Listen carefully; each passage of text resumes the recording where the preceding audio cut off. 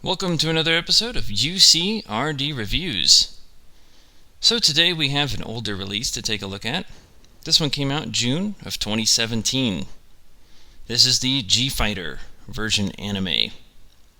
So this G Fighter set retailed for about $65 when it came out, and that's about what I picked it up for, a little bit less because this is a used figure, but this is a large support craft that was used in the Mobile Suit Gundam TV series. It could combine with both the Gundam and the Core Fighter to make different configurations for different mission roles. All of them were really weird, and we'll get into why in a little bit. It had an MSiA release that actually came with an updated sculpt of the Gundam from the original MSiA and before the second version, so they called it the Gundam 1.5 version sometimes.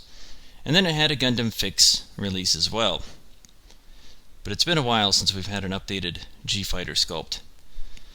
The G Fighter was, unfortunately, taken out of the movies, so it never actually appeared in there, and it was replaced with the Core Booster, which was a much more realistic, much more practical support craft than this tank plane monstrosity. Which makes complete sense. And again, I'm probably going to go on a rant later in this review as to why this thing should never have been in Mobile Suit Gundam and why it's really, really goofy, even compared to some of the other goofy parts of the original TV series. However, it is a classic design, and I had the opportunity to buy it, and I thought, why not? Let's take a look at it. So here is the big, goofy G Fighter. And it's quite large. You'll see it next to the Gundam here in a few minutes.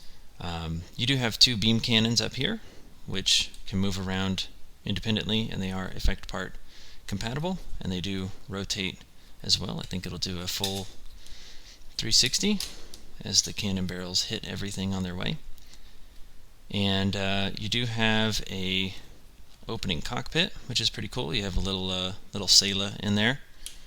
You have a clear plastic for the canopy back here as well. You have the nose that folds down to reveal the two-tube missile launcher that's in here, which is effect part compatible.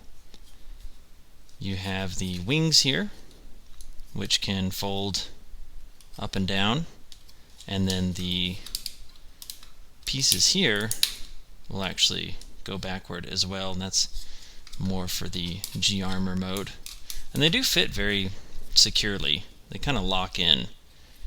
You have thruster effect part compatibility here, and the treads are removable. We'll get more into that later.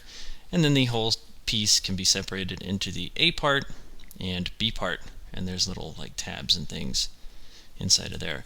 These wings will also collapse as well, and to put them back together you just reach in and push them back up, and then these components will snap together pretty easily, and this kind of opens up as a door. We'll get into more into why it does all that stuff as we make the different configurations, but this is it. It's painted really well, pretty simple. I mean, not a whole lot to it. The wings don't really lock into their flat form. I mean, you can move them around so that sometimes they end up being all crazy looking, but they're pretty easy to adjust. So let's go ahead and take a look at what this set comes with real quick. So the first thing I want to look at is actually this really cool Core Fighter that we get in this set. So this is looks a little bigger, I guess, than what I think the Core Fighter would look like in relation to everything else. However, once it's combined with all the other components, it actually looks about right. But it's pretty cool. It has a opening cockpit, so the cockpit door will actually go backward. Getting it back out is not the easiest thing in the world. Let's see if I can do it, or if I just, there we go. And the wings will fold up. This piece will fold downward, and the front end will go inward, and it'll completely fold up, which is pretty cool. It is thruster effect part compatible as well, so we have a fully folding core fighter, which is pretty cool. We also get the tank treads for the G fighter, and these just directly pop into the bottom of it. It is thruster effect part compatible, which is pretty neat. The wheels do not move, unfortunately. And we get some configuration pieces here. This is one of them. So this is a part that you'll use. We're going to go through a lot of these. This is another one, which is for one of the configurations, and we'll go through which ones they're used for. You do get a couple of Gundam weapons. First one being the beam javelin, which is not my favorite Gundam weapon, but cool that they included it. Really long version of the beam javelin. You also get this interesting piece. So this is the Super Napalm launcher. Unfortunately, it's not painted with the warheads. This one is actually, I think, from a video game, if I'm correct. I think one of the SD Gundam games came up with this design. It's based on the scene in one of the first episodes where the Gundam shoots its beam rifle at the V Project wreckage and it bursts into flames. And this is the only time the Gundam's beam rifle shoots like a flame shot. But in the video games, and most recently in Gundam Battle Operation 2, it's seen as kind of an underslung attachment to the beam rifle instead. So we get this. We also get a shield. This shield's different than the shield that comes with the Gundam. This one actually has connector pieces to connect to the original shield to make kind of a double shield. This is mainly used in the G-Armor and G-Bull configurations. So I'll take a look at this more later. And then we're going to go ahead and move this tray out of the way here. You have more configuration parts here. So there's quite a few of them. Some of these go to the Gundam, some of them go to the G fighter itself. This is another piece here for configuration. You have some stand pieces here, which are different configurations as well. And some of these are for the core fighter. And you have this little, see if I can get this out of here. There we go, so you have a little clip there. And I'll go over what everything goes to when we get to that point. We have more stand pieces and configuration pieces here. So we got quite a few of them. This is a panel there. And we've got this piece is for the shield connection, just like we get normally. We have, this is actually a bazooka connector, which we'll go over in a little bit. So for the hyper bazooka that the Gundam comes with, it is storable on the back in a different configuration, which is pretty cool. And although not listed as a true weapon, these are like rocket launchers that go on the underside of the G fighter down here. So we'll show these, how these are used as well. So you get two different ones. You get just kind of the standard one with the rocket sticking out, and then one that's effect part compatible. And the last piece here, which is pretty cool, is actually landing gear for the core fighter.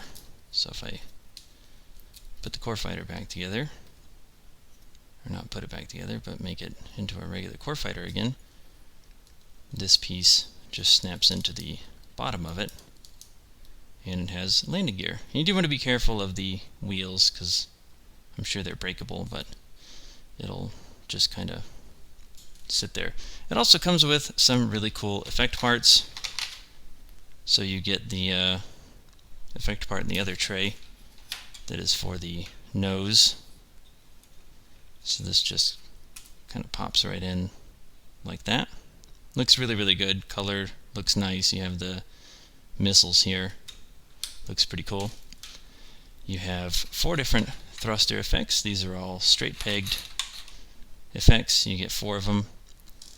And you have beam cannon effects, as well as the missile effects for, where did it go? This piece, for this one here, which we'll get into more later.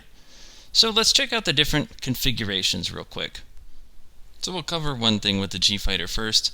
The treads that are on the underside of the G-Fighter are stand compatible in any of these 3 places, or you can replace it with this stand piece here. The stand obviously doesn't come with the figure, but this stand piece does, and it just clips right in, so it makes it really easy. The treads are thruster effect part compatible not only here, but in these 3 places as well, which is pretty neat. Okay, so I wanted to show a few features here. So I have the Gundam with the beam rifle as well as the hyper bazooka holder on its back, which I'm not too impressed with. It kind of looks weird having the bazooka that high in the air. But the thing that I do really like is this clear piece here. This is one of the stand pieces we took a look at a minute ago, and it actually clips into the Gundam's ankle. And the whole piece can be reversed, so it can go around the other side, and this piece is what's used for the other side ankle. And it actually holds the Gundam in there really, really well. I was quite surprised. But there is another piece that is a stand piece that goes with the Gundam, so let's take a look at that. So this shows the other stand piece that's here. You can fold down the wings that are up here on the G-Fighter, and this stand piece connects here, and it's multi-jointed and connects to the Gundam's stand hardpoint. This also shows the Gundam's double shield as well as the super napalm launcher. I don't think this one looks as good as the other one. I'd much rather use the other stand piece that comes with it. I think it's more out of the way and more secure, but you do have 2 different options, which is always nice. So another little piece I forgot to mention, this is the stand piece for the Core Fighter. So it just plugs right in like that, and you can attach it to any of the Tamashii stands for posing, which is pretty cool.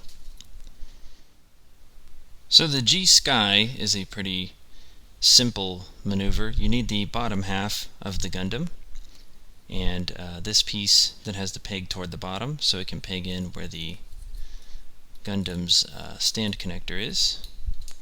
So you can see it right there. It'll just peg right in pretty easily. You'll need the Core Fighter, this little piece that has the ball joint on it, and then the B part. So you're going to go ahead and put the Gundam in here, and it'll connect really, really easily.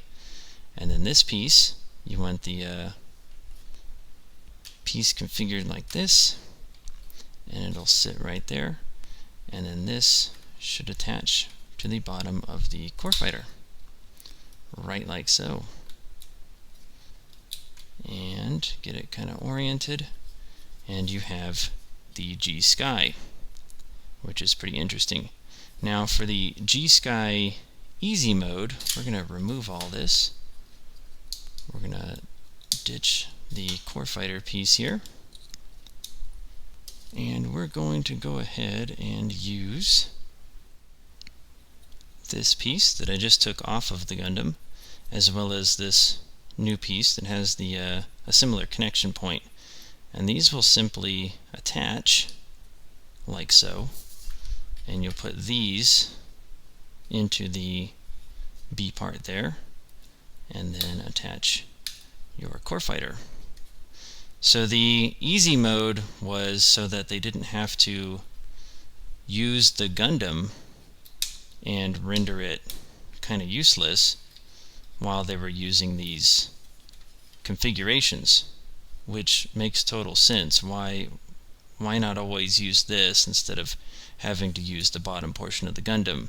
Why not have both fighting capabilities instead of using the Gundam here just to make a Core Fighter with one extra weapon and more speed? I don't really understand that. I think that was one of the many reasons it was omitted, but this is the G-Sky Easy. And then one thing I haven't shown yet is actually the missile effects. It's odd these aren't listed like on the Wikipedia and stuff as a weapon for the G-Fighter, but it was shown in the show, and these effects can go here, and they can also hook up right here. So really cool looking. Nice to have kind of a bombardment weapon like that, but really neat that they included it. Another interesting configuration is actually the Gundam plus B parts, which is known as the Gundam Sky. So you'll take this piece, which has the peg up top this time, and put that in the stand connection, and we'll put the legs together, and then you'll take your G-Fighter B part and put the legs through there, and the whole thing should just connect right like that, and then we'll put the back plate on, or not. Come on, buddy. There we go. That got it. Alright. And then you have this monstrosity. It's kind of like you see later in UC with mobile suits. Even in Mobile Suit Gundam, you had something that didn't have legs and instead had thrusters. You know, because in space, you didn't really need your legs, but this is kind of an early design for something like that. This is more for, hey, let's make combining stuff for model kit sales, but the Gundam was seen doing this once or twice, and it's an interesting configuration to say the least. And so now we're going to make the G-Bull. The first thing you're going to need is this piece here, as well as this one. And these two will actually combine and snap together like that. And you'll take your Gundam. Now, I took the V-fin off as well as the beam sabers, but you can do this with them on as well. I'm just being extra careful. And this should snap right on like that. And then you'll take this front part, and this will actually snap on the front here and connect right like that. Makes it look a little bulky there. So then you're going to take your A part, G-Fighter, and these little doors are hinged. They'll fold inward like so. And your Gundam components will then click right in, possibly. There we go. Boy, that is a tight fit. Or not. There we go. That got it. It is quite a strong fit on there, which is a good thing. So you have it configured like this. And from here you'll take your folded up Core Fighter and this tab piece that we saw when we were going through the accessories, and it'll peg right into the bottom there.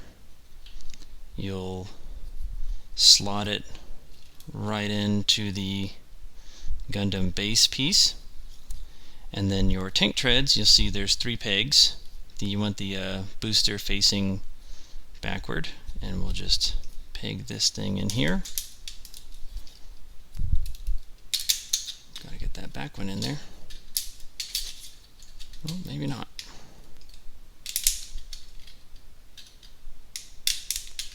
There we go, we got it. Took a little bit of fiddling, and it's actually really solid. You know, again, I thought this would be really flimsy and all that, but it's a really solid piece. And that's the G-Bull, which is a tank that decommissions the Gundam because half of it's in here, exposes the Core Fighter, has this person looking on the other end, and is a easy target. Yeah, cool. Thanks, Kunio Akawara. And then simply enough to make the G-Bull easy, you just remove the Core Fighter. And so it's just like this, which isn't much easier because it still uses the Gundam, unfortunately. But yeah, so this is the easy mode.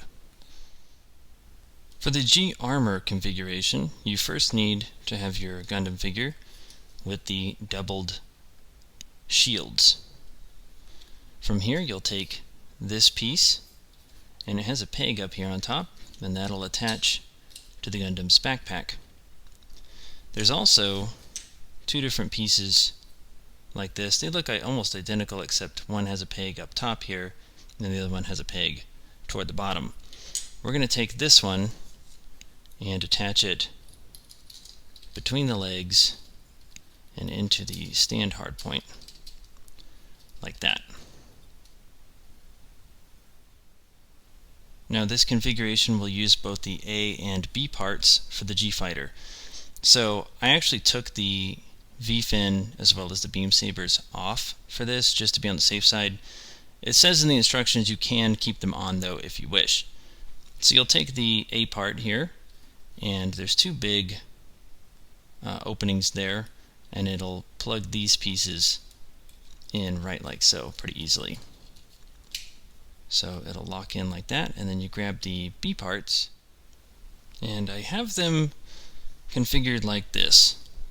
So the wings are backwards, and I took this door plate off. Now you'll take your Gundam figure in A parts. You want the feet kind of downward like that, and it'll actually slide right into here. Not perfectly, but it will. And we're going to flip it over, and there's two little tabs you'll see, and they'll actually just click right in, and it connected on top as well. And then from here you can slide the door panel back on, and that is the G armor.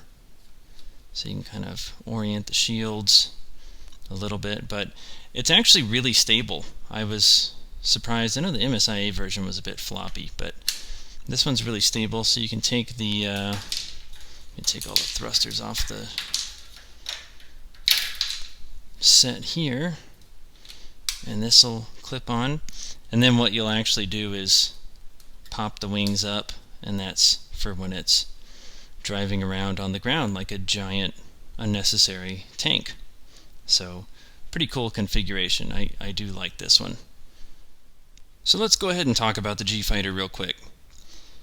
Even though I'm not a big fan of the design of it, nor am I a fan of any of the configurations in the show, because they were very unrealistic and were kind of shoehorned into it just to sell model kits and toys, for what this set is trying to accomplish, it does it very, very well.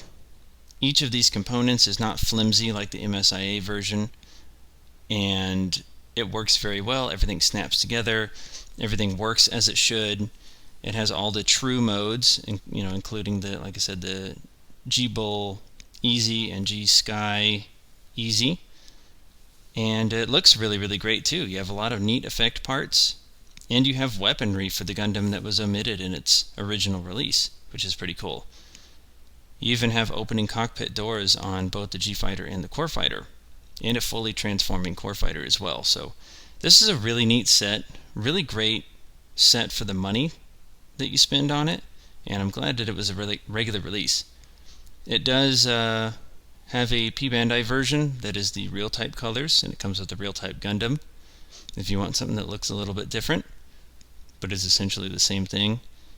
But otherwise, yeah, if you find this set and the G Fighter's your thing, this is a good one. I really, really like it. So thank you for watching the review, and I'll see y'all next time.